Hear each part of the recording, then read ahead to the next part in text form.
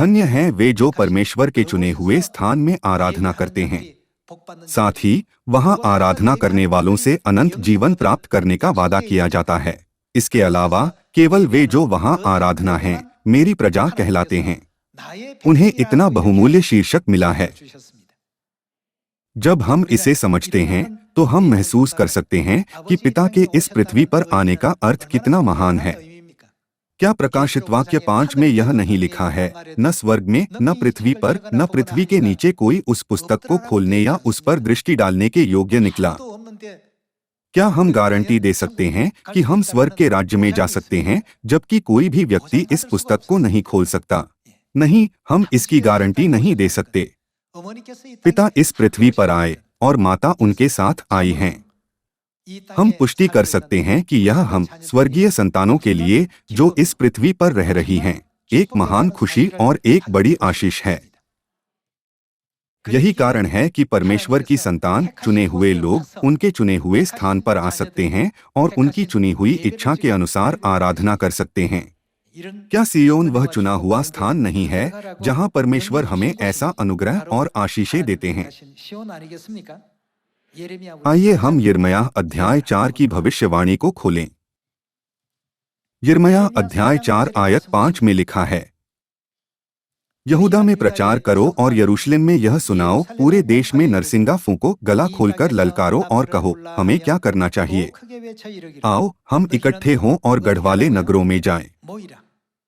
यह कहता है, आओ हम इकट्ठे हों। बाइबल स्पष्ट रूप से हमें बताती है कि कहाँ इकट्ठा होना है। आयत 6 के अनुसार हमें कहाँ जाना चाहिए?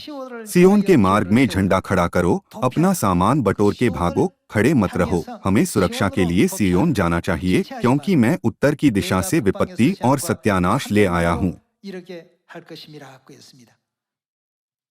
परमेश्वर हमें अपने चुने हुए स्थान के बारे में क्या सिखाते हैं? परमेश्वर का चुना हुआ स्थान कहाँ है जहाँ परमेश्वर की संतानों को प्रवेश करना चाहिए? वह सियोन है। क्या परमेश्वर सियोन में प्रवेश करने वालों को उद्धार देने का वादा नहीं करते? आइए हम यशायाह अध्याय 46 पर एक नजर डालें। यशायाह 46:11 में यह लिखा है, मैं पूर्व से एक उकाब पक्षी को अर्थात दूर देश से अपनी युक्ति के पूरा करने वाले पुरुष को बुलाता हूँ।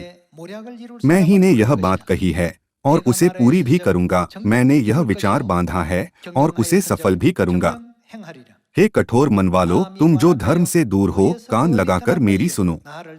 मैं अपनी धार्मिकता को समीप ले आने पर हूँ, वह दूर नहीं है और मेरे उद्धार करने में विलंब न होगा। मैं परमेश्वर उद्धार कहाँ देता है? सियोन का उद्धार करूँगा और इस्राएल को महिमा दूंगा।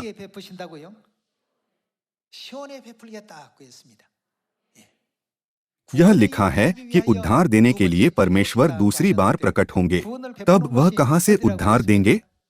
चूंकि परमेश्वर कहते हैं कि वह सियोन को उद्धार देंगे, इसलिए परमेश्वर के चुने हुए स्थान सियोन के अलावा उद्धार के लिए कोई स्थान नहीं है जो मानव जाति अभिलाषा करती है।